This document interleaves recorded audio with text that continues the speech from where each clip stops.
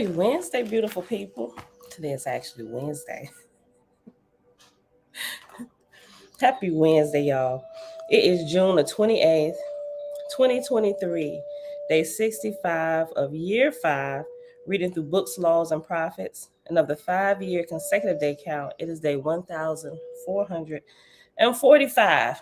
We got fives. Day 65, year 5, and day 1445. These numbers. All right, y'all. Today we're going to pick back up in the Holy Megillah on page 400. I was about to say, wait, we didn't stop at verse 405. I got 405 marked. Verse 423, where Miriam could see fairies. Okay. 23. All right, so Father, we thank you for internal light. Let's see who's here today. Who all here? Gotta go to the comment section. All right, beautiful people. I left my mouse upstairs. Easy. Shalom, shalom. That's reading the scene. Grand Rising. Shayla, hey cousin, mom. Shalom, shalom. Avia, greetings, sis. Drayson, righteous. What's going on, fam? Kings and Queens coaching group. Shalom. Tabitha, she's using her son's account. Keon Cooper, shalom, beloved. Derek, shalom, fam. Elijah, peace and blessings. Facebook user, Grand Rising. Facebook user, good day. I think that second Facebook user might be my cousin, Nikki. She says good day. First one could be Linda. Not quite sure. You know, when y'all come in from the private group, it also shields your identity. Donnie, blessings, blessings, just blessings to the family and all praises to Iowa. BC, shalom, shalom. Fritz, what's going on, fam? Just me. I made it today. Woo! Ongo Yazo, Grand Rising. Misha, shalom, sis. Tikva, hey, girl, hey, peace, love, and light. And everybody else here already hanging out in the background today. Happy Wednesday. All right, y'all. When we finish chapter 8, we're going to start back reading Owaspy with the Book of Fragapati. It's a pretty long book, but it's real good. I love that book. I've come to really love that book. So we'll go back to reading the Owaspy, the first half, and then hop over here to the Secret Nazarite Scroll, the last half. Because I definitely want to read through it. This will be our second time together reading through Owaspy together. The first time, completely mind-blowing. Once we got to it, I think, what was we reading? When we started reading Owaspy, I forget what other book we was reading. Been almost a year now. I forget. But anyway, oh wait, no. Because we read, we got done reading the Seeing Gospel of Peace, but that was the second half of the reading. As soon as we got done reading the Seeing Gospel of Peace, we added in,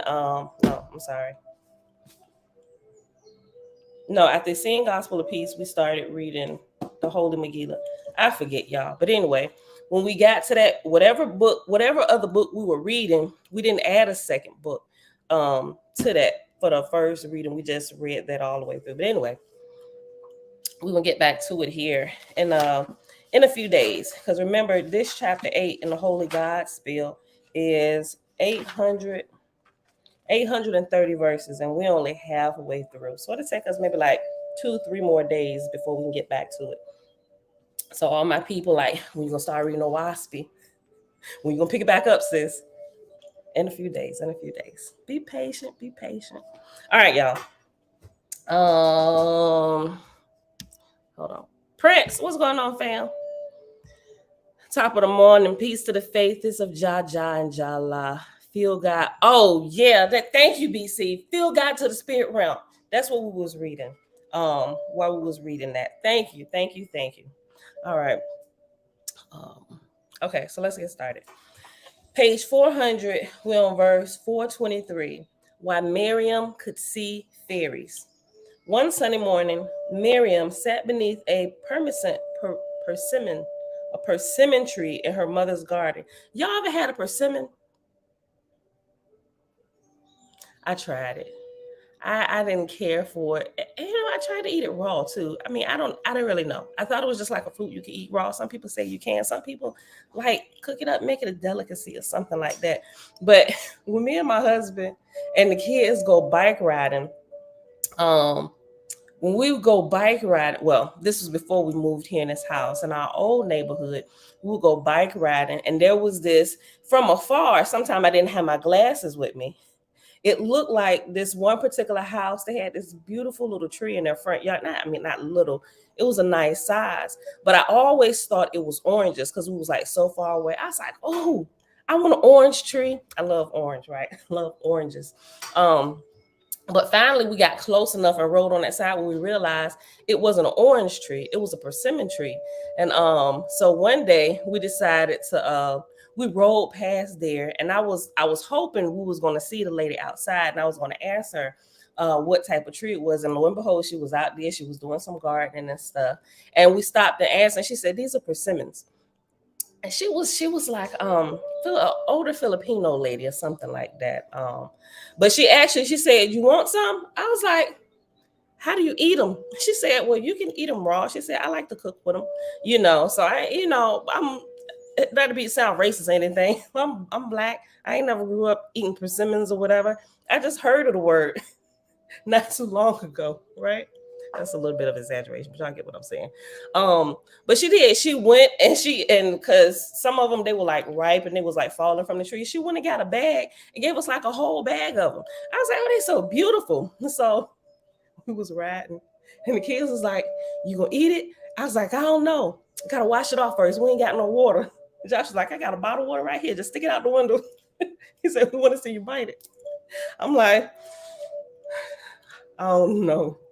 And so I did. I rinsed one off. I stuck it out the window, poured some water over it and everything. I'm like, she said we could eat it, but I don't know if she was really setting us up for the okra, trying to take out our whole family. I was like, I don't know. But I put it in the air like, well, it smells delightful. I was like, I don't know. And I didn't have anything to cut it. So I was like, it's not as soft as an apple would be, but I didn't bite like a whole bite. I just sunk my teeth into it just a little bit, just to kind of taste the juice on my teeth. I'm like, it kind of remind me like a taste of a sweet potato. I'm like, but I don't know. Something's wrong about this. I'm gonna have to Google this before we go any further. Nobody touched the persimmon bag. We never ended up eating those persimmons. We just kind of let them sit on the counter looking nice and pretty till I threw them away. All right, sidebar. Why Miriam could see fairies. One sunny morning, Miriam sat beneath a persimmon tree in her mother's garden. Lo, as Miriam gazed upon the flowers and herbs, she saw ripples of light. And she saw fairies and elementals, yea, and other creatures of old Eden. Behold, when Miriam spoke to her mother about the garden life, Zebia said, I know that such creatures exist, but I do not see them. If you see them, daughter of my heart, you are specially blessed. Later that day, little Miriam sat in the garden by herself. As she gazed upon the garden of life, a flower fairy smiled at her and said, Behold, the queen of the all has come in the humble body of a little girl. And like a little girl, she must be taught, for lo, she has come as a human, not as a goddess. Wherefore, she who wrote the book of life must now be taught from that book. And this is according to her own choice made before coming in the flesh. I bow before the profound majesty of her humility. And then the flower fairy bowed to Miriam. Oh, I got my little flute music playing in the background. I turned down a little bit. Thank you, Avia. Y'all get what I meant. She said, you are not black. You are copper. I am copper, aren't I? Hold on. You like them, Prince? I don't know. I don't know. Maybe I need to get some of y'all recipes on how to eat them. Do y'all eat them raw? First of all, let me just ask that. Was that crazy for trying to eat it raw? Because she told me I could. I didn't know that I would like it that way. Just by my love. bite into it. I don't know what it was, but it was good as a mug.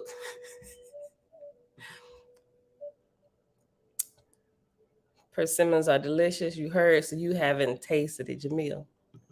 Anybody, how did y'all eat? Those who like Prince, how did you eat it? Did you eat it raw? Did you cook it? Did somebody cook it for you? Zibia is the name of my daughter in the subjective heavens of your tante. She was stillborn. Sorry to hear that, Prince. There's different types, I believe, but the ones I had were sweet and raw. Okay. Persimmon fruits got to be ripe enough to eat. Yeah, so they maybe I don't think they were ripe yet. Yeah, you know how like bananas get when they're okay to eat, like the green is just about gone, but they still kind of real firm. Not too firm, but firm enough to where it's like I'm gonna wait another day or two. You know. Okay, you eat them raw. Okay, all right. I might try it. I might try it again. I might try it again sometime soon. We'll see. All right. Let's see. Verse 42, 226. Behold, when Miriam spoke to her mother about the garden of life, Zibia said, I know that such creatures exist, but I do not see them. If you see them, daughter of my heart, you are especially blessed. Later that day, little Miriam sat in the garden by herself. As she gazed upon the garden of life, a flower fairy smiled at her and said, Behold, the queen of the all has come in the body of a human girl. And like a little girl, she must be taught, for lo, she has come as human, not as goddess. Wherefore, she who wrote the book of life must now be taught from that book. And this is according to her own choice, made before coming in flesh. I bow before the profound majesty of her humility. And then the flower fairy bowed to Miriam. Miriam asked, why can I see you, but mother cannot? The fairy answered, You are at the center and see the things that are close to the center. Miriam asked, If I am at the center and see the things that are close to the center, things that my mother sees not, why can I also see what mother sees? The fairy answered, Those who are at the center see near and far. That's good.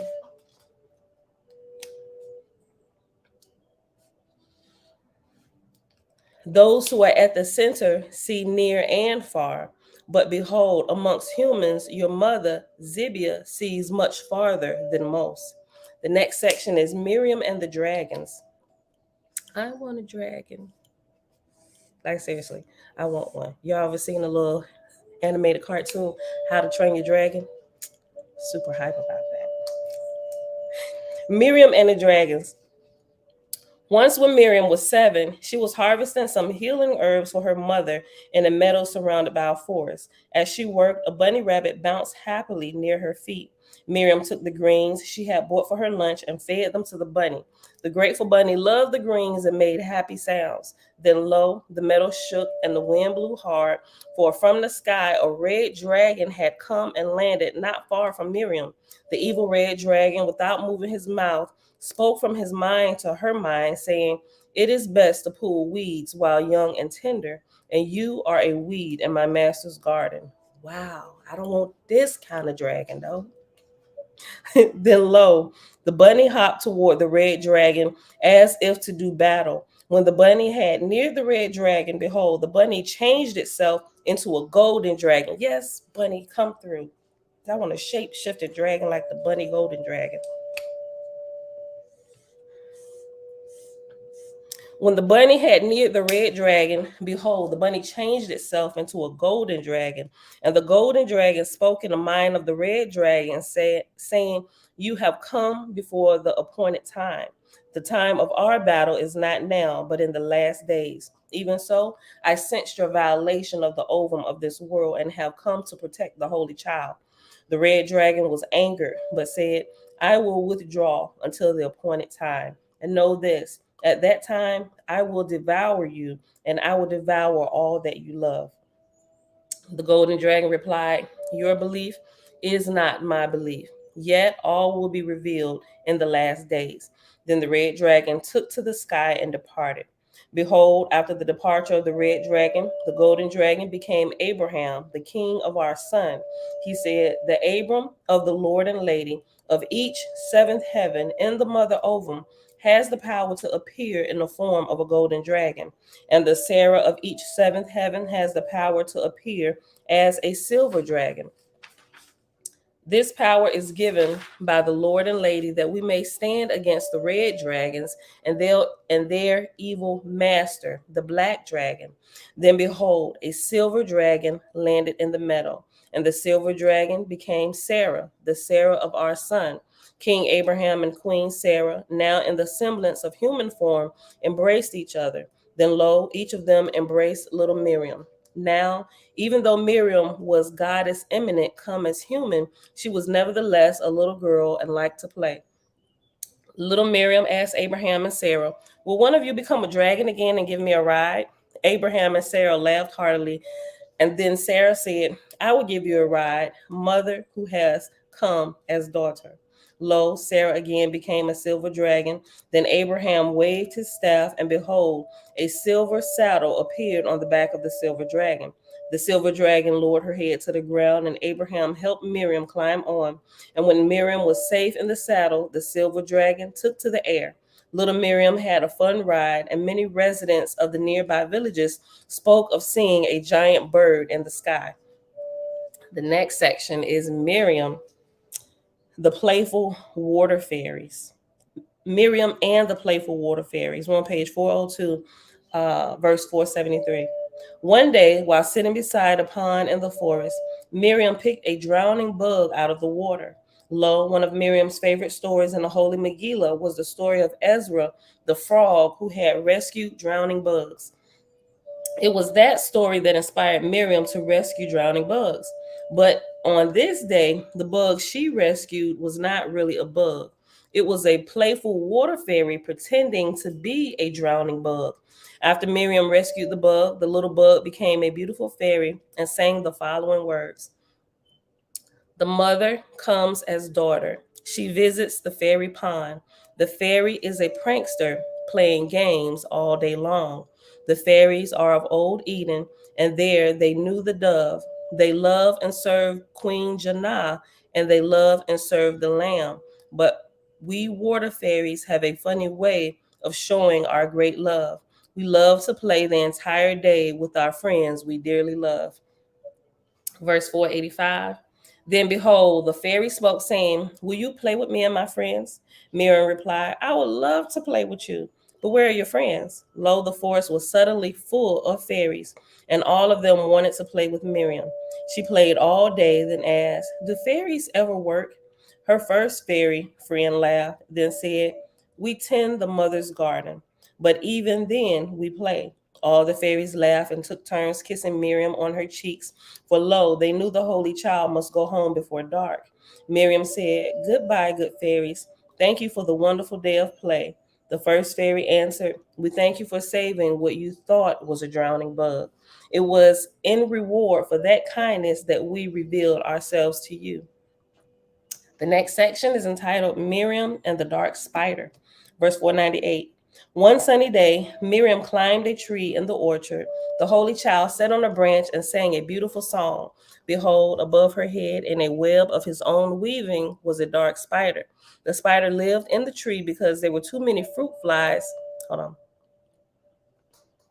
Oh, I added a word. The spider lived in a tree because there were many fruit flies to kill and eat. For lo, the fruit flies fed on falling fruit that was ripe. And though the fruit flies harmed not the spider, yea, and harmed not any other creature, the spider enjoyed killing them and sucking out their blood. For this spider was a soul For this spider was a soul who was attracted to the taste of a spider, which is exactly why he was born a spider.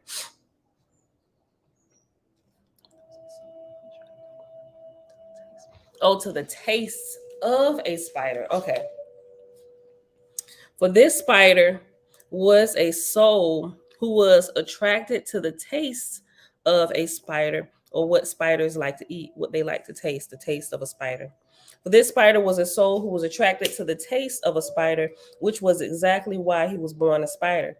Behold, as the dark spider listened to the beautiful song of Miriam, lo, a gnat was caught in his trap, the web of death. On any other day, the spider would have quickly killed the gnat and drank its blood. But on this day, hearing the song of the Holy Child, the spider felt a string of compassion and released the gnat. At dusk, the Holy Child went to her home. For a few days after hearing Miriam's song, the spider had no appetite. But then, lo, the spider forgot why it had lost its appetite. Yea, the spider forgot about the feeling it had when it heard the song of the Holy Child. On the day that the spider forgot about that feeling, that day the spider went back to his old ways. Clearly, these little stories are teaching you of a higher principle. And I don't necessarily think that these things happen, right? Even with a lot of other, even religious texts that I read, the parables and stuff, is trying to get a spiritual principle over to you in the form of a story. And a lot of time we forget that, and we don't do that anymore. But a lot of people, they fight tooth and nail over the stories. The next section, Miriam and the Fisherman, verse 513, page 403. One afternoon, Mayor, a lion of Zion from the village of Eden, sat on a large rock beside the path that led to a fishing pond. After Mayor is reference number 10. 10 says at the bottom, the Hebrew word Mayor means in various contexts: 1, light bearer; 2, luminary; 3, light source. As mentioned in a previous footnote, the Nazarene encampment in Ethiopia used Hebrew names and terms due to the fact that Hebrew was the language of their ancestors and of the Holy Megillah.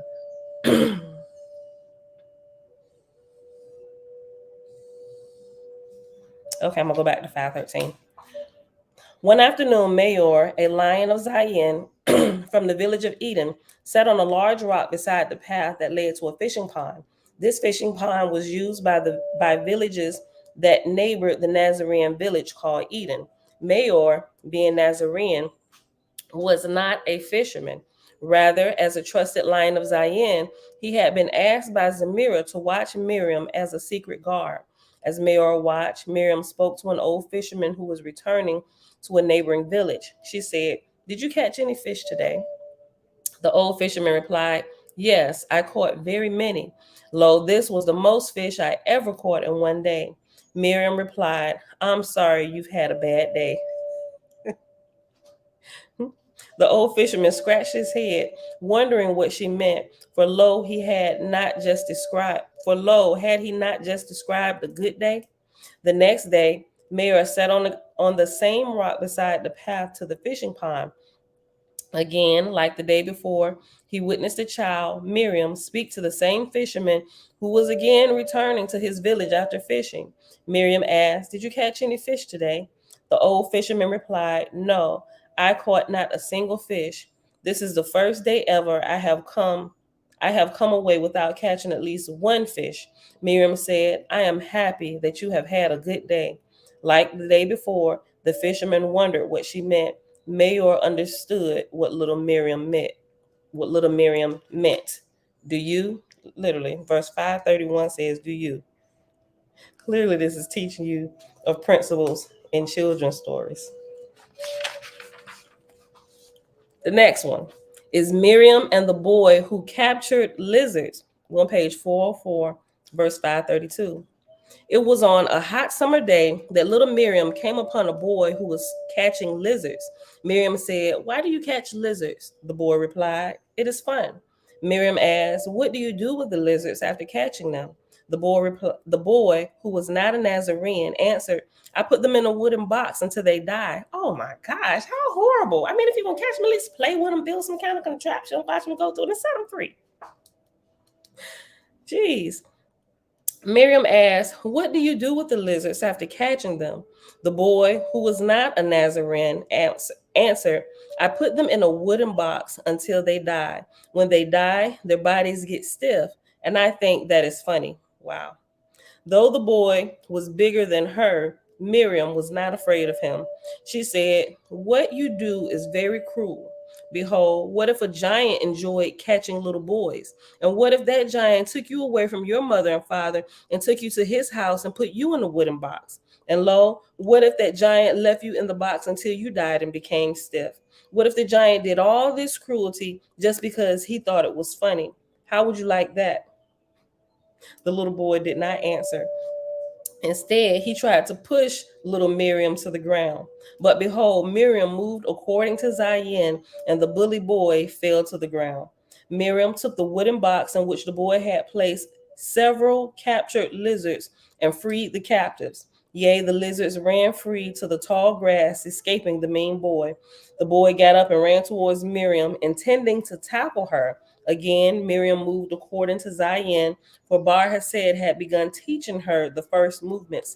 Listen, just like last night, I began learning the first movements of Tachi or Taji, right?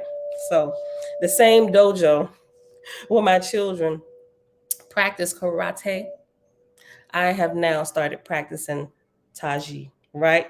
And look, I asked them, they said after the class, they said, any questions? Of course, I don't watch videos on Taji or Tachi or whatever, right?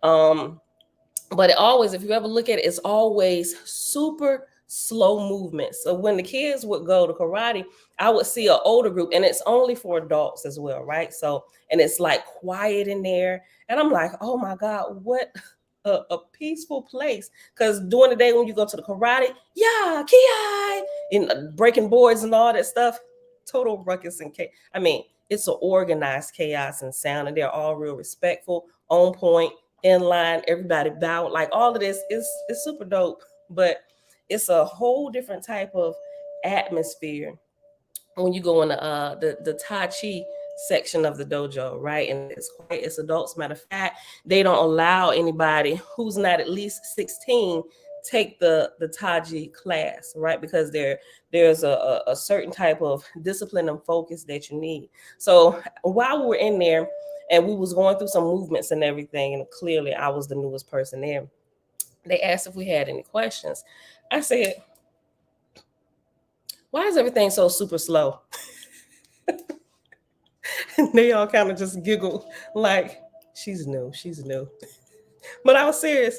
And he said, well, he said, clearly, if this was a combative, if you was using Taji in a combative situation, he said, you go through the movements, we practice the movements super slow so you can digest everything. He said, that's why we move slow, the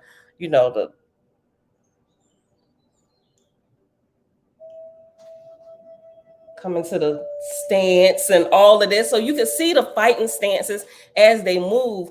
But boy, my thighs and my arms with it's slow, like I'm following the same slow movement. I'm like, won't y'all just whip them arms around? Oh my God, my arms has been in this position for like 17 seconds. Why we gotta move this slow? Right? I'm saying all this in my head, right? Look, Tai Chi is soft style, however, very effective. Clearly, as I was listening to him explain, and so what they did after he explained why they move so slow, just kind of sum it up, is because it allows us to practice the moves, to correct any movements that may be off. You get the style down. You literally perfect it by taking your time going through every move. And so he said, now let me show you this in a fast situation. So he called one of the older students and he told him to attack him, right? And I'm like, boy, he gonna knock your tail on the ground. Right? You're gonna go. He said, now I'm not gonna go as slow as we practice. He said, but it's gonna kick in. He said it's going to kick in combat situations if you have to use it, right? And so he did some of this moving out the way and stuff. I was like, oh, that was pretty dope. And I thought about the Lions of Zion, right? Moving, just like kind of like moving out the way of the punches and stuff, but it was fast. I was like, wait, okay, so I really got to study this, right? But he did the movements and all this and pushed the guy. Dude almost flew back on the floor. I'm like, I'm in the right class. Because I want to be able to do that fast. Right, but it was quite the workout. But it also, and they talked about the actual health benefits of it. He said there is a whole health and wellness portion to this, and he said some people do it for that, some people to train, some people do it for the martial arts training portion of it. But either way, it's really good for the body. It helps with the focus and stuff, and I'm like, this is good. And people who have like sciatic issues like I do, not in a while because I do more stretching and stuff now, but it helps with those things, and makes everything elasticy and stretch like it should, because you're keeping the muscles warmed up and all that good stuff. Yeah, muscle memory, right? Muscle memory, mastery. That's what he was talking about. So, but yeah, let me go back here. Where we at? 7:05. All right, we got a few more minutes. Let me go back here. The bully. The first movements. Okay. Okay. 1 verse 551, page 404. Again, hold on, let me go back to 550. The boy got up and ran towards Miriam, intending to tackle her. Again, Miriam moved according to Zayin, for Bar Hesed had begun teaching her the first movements. Once again, the boy failed in his attempt to hit her, falling flat on his face. Lo, Miriam never hit the boy. Rather, she simply moved out of the way of his attacks and let his own motion carry him. Lo, Miriam never hit the boy. Rather, she simply moved out of the way of his attacks and let his own motion carry him to its natural conclusion, the ground. The boy shouted, I will quickly recapture these lizards and put them back in my box. Miriam said, I can't stop you from getting another box, but these lizards will be long gone before you return with another box. For behold, this box you now have will never again hold a lizard captive. Miriam took the box and broke it into pieces. Later that afternoon, Miriam was in the garden of Bar Hesed, her teacher, when the father of the boy came to request that she be punished. The father of the boy said, This girl broke a wooden box that I made for my boy. She has freed lizards that belong to my son and has also committed property damage by destroying the box. She must be punished. Bar Hesed, who had already heard the details from Miriam, replied, Behold, a kidnapper once came to a village and snatched several children. He took them and put them in a wooden box he had built to be their prison. Later that day, a man from the children's village came to rescue them. After rescuing the children, he destroyed the prison box so that other kidnapped children could not be placed in it. The next day, the kidnapper went to the police and told them the whole story. Then the kidnapper said to the police, Now go arrest the man that took my captives from me and broke my prison box. I ask you, who do you think the police arrested? Did the police arrest the hero who saved the children and broke the prison box, or the kidnapper? Or did the police arrest the kidnapper? The father of the boy who captured the lizards did not answer. He simply turned and walked away with a look of understanding in his eyes. Remind me of the story when everybody was accusing the Magdalene for being a whore. They said, which of you is without sin, cast the first stone. Everybody just kind of got quiet and looked around like, you was with Shanika last night, bro, and your wife was at home. Like,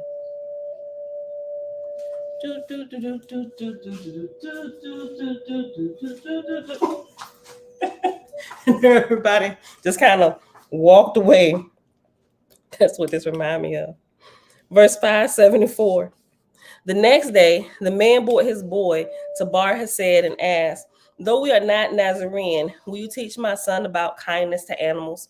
Bar Hesed happily agreed to do so. After the lesson, the boy played with Miriam. She taught him how to save drowning bugs from the pond. The next little story is entitled Miriam, the Field Mouse, and the Snake. Where we at? We'll pause. We'll pause after this one. Yeah, so it's the verse is it goes up to 621 and it starts at 578. Okay. Miriam, the field mouse, and the snake. One sunny morning, Miriam was gathering flowers in a field. She wanted to combine the beautiful flowers with the green vine to make a crown of flowers for her mother, Zibia. After gathering the flowers, Miriam, yep, I know. That was my marker. You got 5 minutes, girl. Okay. She wanted to combine a she wanted to combine the beautiful flowers with a green vine to make a crown of flowers for her mother, Zibia. After gathering the flowers, Miriam sat on a large rock to do her weaving. As she worked, the Holy Child sang. She sang of warm days, blue skies, and flowers of many colors. Behold, a field mouse heard Miriam sing. The mouse was charmed by her voice, yea, and knew that she was friendly and would not harm him. After listening to Miriam's song, the field mouse sang her a song. Although he had a very squeaky voice, Miriam thought his song delightful. He sang of gathering seeds and storing them for the winter, that his family be well fed. When Brother Mouse was done singing, Miriam thanked him and said, "You have a wonderful voice, Brother Mouse." Perceiving that the girl was wise, like unto the great Mother Mouse of the eternal harvest, he asked her to do something for him. He pointed with his tail toward a snake that was sunning itself not far away and said, "That snake keeps eating field mice. Just yesterday, he ate one of my, excuse me. Just yesterday, he ate one of my best friends, the girl mouse I wanted to mate with. We field mice have never eaten a snake. In fact, we are vegetarians, eating no animals of any kind. Please talk some sense to that. Please talk some sense to that snake." Miriam walked over to Brother Snake. The snake hissed at the little girl, expecting to scare her, but Miriam was not afraid. She spoke to him about kindness toward field mice. The snake hissed his reply, saying, "It is my nature to kill and eat field mice. If not, if I did not, I would not be me." Miriam replied, "Behold, the caterpillar cannot fly, but when he becomes a butterfly, then he can fly. The soul within the butterfly is the same soul that was previously housed in the body of the caterpillar. The wise butterfly knows that he has gone through changes, but does not deny that he is the same soul that once lived in the body of a caterpillar." That's good. Let me get some water.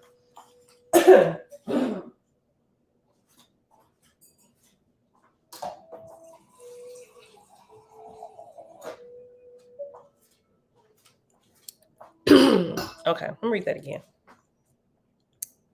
Verse 601, page 405. Miriam replied, "Behold, the caterpillar cannot fly, but when he becomes a butterfly, then he can fly. The soul within the butterfly is the same soul that was previously housed in the body of the caterpillar. The wise butterfly knows that he has gone through the changes, but does not deny that he is the same soul that once lived in the body of the caterpillar. Now, you have the body of a snake, and that is no accident. Likewise, if you one day have the body of a field mouse, it will be no accident. Neither will it be an accident if you one day have the body of a unicorn." The snake replied, "God made me a snake, so God must want me to be a snake. And snakes kill for our supper. God must have intended this." Miriam replied, "Many people think like you. They look at nature and see the strong eating the weak and think that the creator intended this killing." Hold on, I'm getting tongue tied. Let me go back. The snake replied, "God made me a snake, so God must want me to be a snake. And snakes kill for our supper.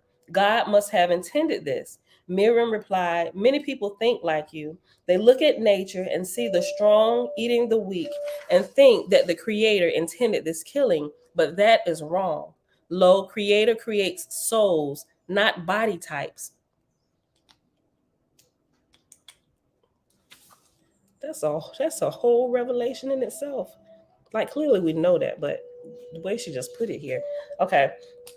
"But that is wrong. Lo, Elohim creates souls, not body types.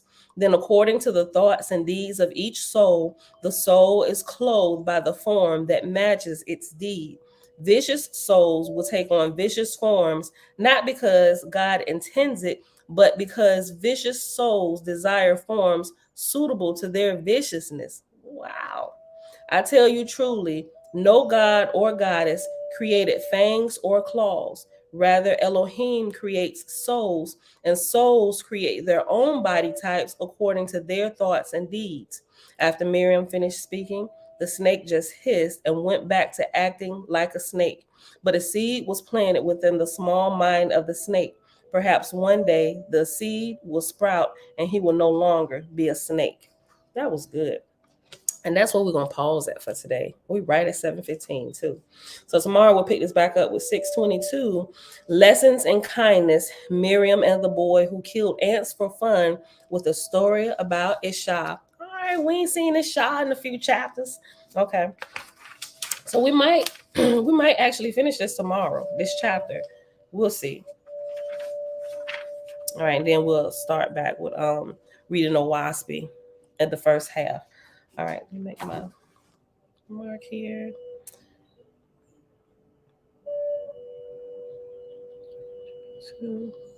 4:06. Yeah, we definitely might finish this tomorrow. 4:23 to 6:21.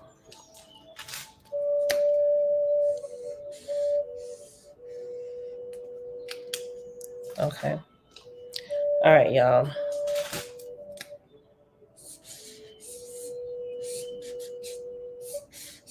I fix what I did, moving my stuff over so I don't look at this wrong when I come back to it. All right. 5. I think I did something wrong. 63. 65. Oh, right. No, 66. Okay. I'm sorry, y'all. I messed up my day number count. I messed up my day number count for the dedication of Sheba, which was day 63. Although I didn't mention day 63, I left it as day 63, but I didn't call it out. So that's what threw me off. So yesterday, I put day 66, but it's actually day 64. Today is day 65. Tomorrow is day 66. Okay. All right, y'all. Happy Wednesday, everybody. It is June the 28th, 2023, day 65 of year 5 of reading through books, laws, and prophets. And of the 5-year consecutive day count, it is day 1445. And today we read pages 400 to 406, which were verses 423 to verse 621. Now, Father, not only do we thank you for being the internal light inside of us, we also thank you for being the external light without us. All right, y'all. So that is it for today. Jamia said, I definitely used inhumane traps until I found out how they were getting in. They have humane traps, but I was being lazy. It was winter. I must be talking about a field mouse or something. Oh my gosh. Oh, yes, she definitely was. Let me tell you, I'm going to forget all about this if I catch a mouse running through my house. I remember, oh my God, it would take my husband to tell you this story. When we had a 2-bedroom apartment, we only had Elijah and Jeremiah at the time, but it was a mouse. We found a mouse running through our little apartment. When I tell you, look, and I was already off of active duty, but I still have my uniform and my boots and stuff. Like, I was, wait, 2023 now. I got out in 2003. So it had to be about 2000. Jeremiah was born 2001. Wait, no, I got out 2000. I got out 2001. Jeremiah was, no, I didn't. Hold on. I'm getting my years mixed up. Jeremiah was born 2003. Yeah, he was born 2000. Yeah, I got out the same year because I was pregnant. Base housing. I forget. Like 2005, 2005, 2006 when we were staying in this 2-bedroom apartment. I found it. I had braids in my hair, and I was actually taking my braids out, bumping music and stuff. And I thought I saw something, just real quick go by. And I'm like, I'm tripping, listen to music. The TV was flashing and stuff. I'm thinking it was something just caught me out the side of my eye, or whatever. And then I realized it was really a mouse. Imagine this. I'm looking like Martin Najee Rumba. Looking like Martin. Half my hair braided, half my hair in a fro. And I had on like some shorts and like a little shirt because it was hot in there, a little tank top or whatever. I ran through the house, got my combat boots, screaming. I got a broom. I probably looked like a cartoon. I was screaming. James come running out the room like, "What are you screaming for?" I'm like, "It's a mouse. Oh my God, kill it." He said, "A mouse? Where?" I'm like, "If you don't get out off this table," I said, "We both can't be on the table. You better go kill that mouse." Listen, just because I'm a man don't mean, look, he was playing with me though. But he did. He got down. He thought it was so funny. But he did. He went. He tried to catch it, right? Because we had no kind of mouse traps or anything in the little apartment. We hadn't even thought about mice. But after he didn't catch it, he was like, "Well, I'm gonna go to the store." I say, "No, we all going to the store. We're not staying here with Mr. Jingles." Listen, Mr. Jingles, my mama found a mouse in her house one time many years ago. My sister's kids, and they was all over there, and they actually named the mouse Mr. Jingles. And so it was fun. It was funny to listen to them listen to them tell the story. And my aunt was there too. And I guess when she saw it, she was like, "Pinky, there go Mr. Jingles." Because at first I'm like, "Who is y'all?" So when I heard them talking about the story, I'm like, "Who in the world is Mr. Jingles?" I'm thinking it was an actual person or whatever. But when they started telling the story, I was like, "Oh my God, I was talking about a mouse." Right. So now anytime anybody, and it's been a while, but it's just a funny story all the way around. But I just thought about this. But we all left out the stove, me looking like Martin that just joined the convent, half my hair braided, half my hair in a fro, combat boots. I walked out the house and I was like, "If you don't put something on your hair, you better go get a hat or something." So I did. I'm just like, I don't care. This is our living quarters, and I'm like a neat freak and stuff. I was like, "Oh my God!" Now I'm just like itching. I'm like, you know how you see something gross or whatever, you just start itching. I'm like, "Oh my God!" I got to clean the whole house and stuff, and I went in there, and after we finally caught, we wasn't looking for no inhumane trap. We went and bought the kind that you put a piece of cheese on and snap and snap the neck of the mouse. That was horrible. Listen, but we heard it when it happened. I was like, "Mr. Jingles is caught on the trap. Mr. Jingles is caught on the trap." I was like, "Who gonna go get it?" Right? And I know my husband, he played too doggone much. I knew that when he went to go get it, I had to take my 2 little children and go into a bedroom and lock the bedroom doors, because he's that type of person that'll catch something, be like, "Huh, look at it." I'm like, "I want you to take it out the house. Don't even put it in our garbage can. Put it in the neighbors." Because I don't want to have to look in there when I go to put trash into it, because it might jump out. "Pam, it's on the trap." I don't care. I don't even want the thought going through my head, and I don't want to smell the stench. Put it in somebody else's trash can. It was like, "Girl, I ain't gonna do that." I was like, "I don't care what you do with it, but you better not put it in our trash can." I don't know what he probably still did put it in our trash can. He might have put it in a bag or something. I don't know. I didn't even ask him because I didn't want to know. But got all kind of crazy stories.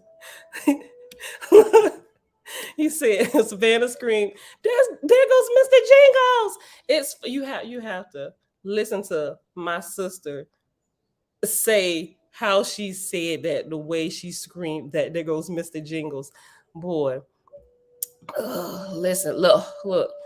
I am glad at this particular time when we found that one, and it could have been, Jamil said, if you find a mouse, there are mice. Let me tell you, when we found that mouse, we found out where that mouse was getting in at, in where our water heater was at. We saw that there was a hole in the floor, and we stayed in an apartment. It was like brand new apartments. But it was like only 18 of them, literally brand new. When we walked in, we pulled plastic off the appliances and everything. But behind the water heater, I guess when they were installing it, I don't know why you would leave a hole like that in the ground, but it led to like outside and under the apartments or whatever. So that's how the mouse got in. So we got some steel wool. You know, mice can't chew through steel wool. We packed that joker as much as we could all the way down, and then we covered it up with something, and my husband just like sealed it. You know, so. But we never had another issue with it, you know, from that point. But yeah. Brother James is like me, get the broom immediately or get me kitty licking. Kitty licking wouldn't have been much help, Tabitha. Kitty licking was a blind kitten. They would have been sitting there together. She would have been licking her paws. The mouse would have been licking a piece of cheese or whatever he found. Look.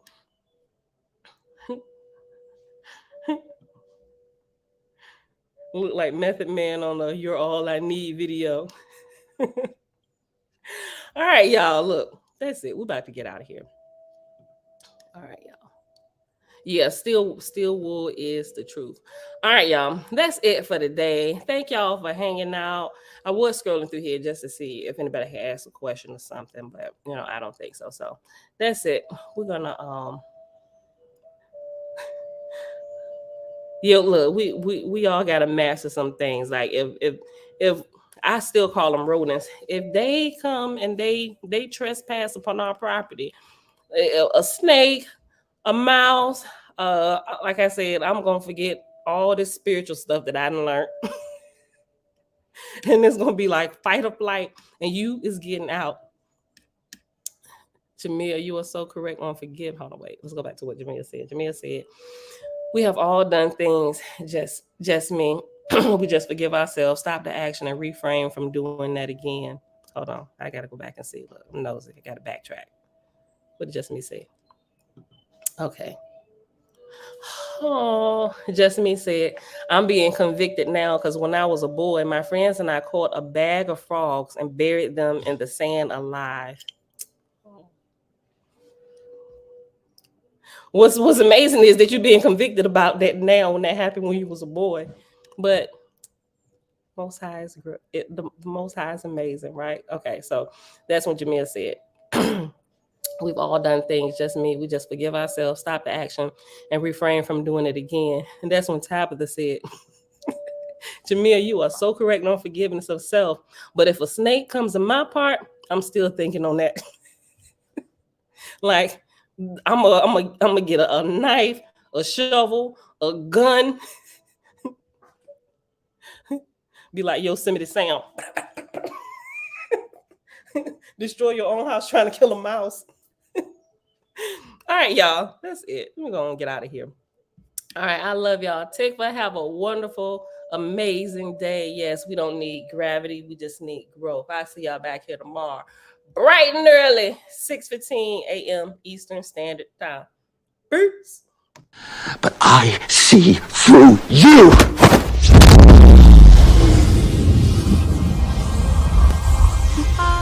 I'm from outer space. I got Milky Way for blood, evolution in my veins. I'm gold. I've been far away. I'm illuminated now. What did you just do to me? I pushed your astral form out of your physical form. What's in that tea? Psilocybin? LSD? It's just tea. With a little honey. What just happened? For a moment, you entered the astral dimension. What? A place where the soul exists apart from the body. Why are you doing this to me? To show you just how much you don't know. Open your eyes. Been dreaming about flying for a long time. I had a vision from the birds, they wanna go signed. What's happening? This isn't real, this isn't real, this isn't real, this is... Dreaming about dying for a long time. I had a vision from the crazy one. His heart rate is getting dangerously high.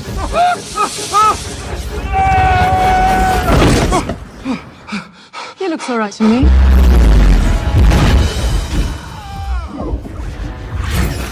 You think that this entire universe is all there is? I don't need gravity, I need What mysteries lie beyond reach of your senses? Existence, mind and matter meet. Force shape reality. I don't need gravity, I just need growth. I'm a fine line, yeah, I'm a mislead of this illusion. I am not really here, I'm an intrusion. I don't swim or sink, I just float. Some benevolent and life-giving, filled with malice and hunger. Dark places where powers older than time and waiting.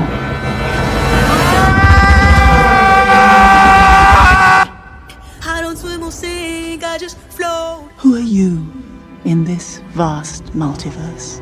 I don't need gravity, I just need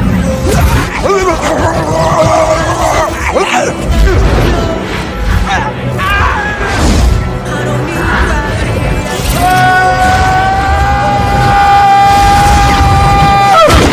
need gravity, I just need growth. Have you seen that before in a gift shop? I don't need gravity, I just need growth. Teach me. No.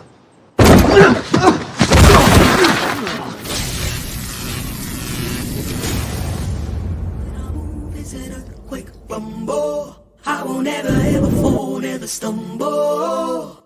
And I don't need to be humble. Break down walls like Jericho crumble.